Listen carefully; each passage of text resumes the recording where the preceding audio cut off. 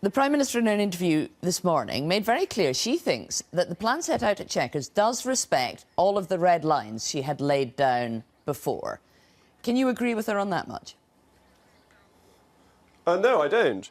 I think that the European Court of Justice will have a role that is effectively the same as it has now over the Common Rule Book, which isn't a Common Rule Book, but the European Union's Rule Book, judged by the European Court of Justice.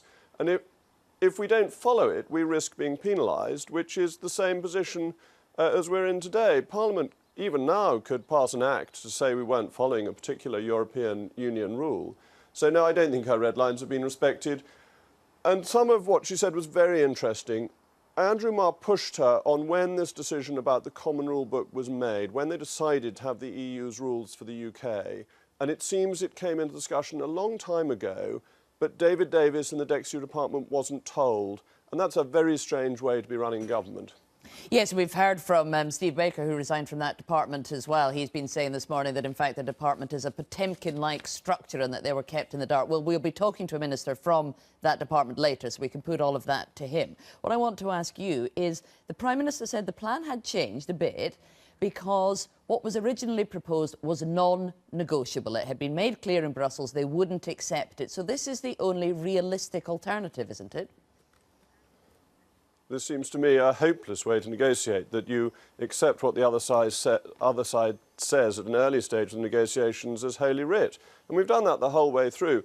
The staging of negotiations was a mistake. We should never have agreed to that. In a negotiation, two sides say what they want. You don't just as one side say, oh, well, the EU said this, we must follow it. And I think Julia Hartley-Brewer, in her comment earlier, got absolutely to the heart of this, and it came out at a briefing to MPs as well. The government, unfortunately, believes that Brexit is not a good thing in itself. It seems to think it has to be tempered with non-Brexit.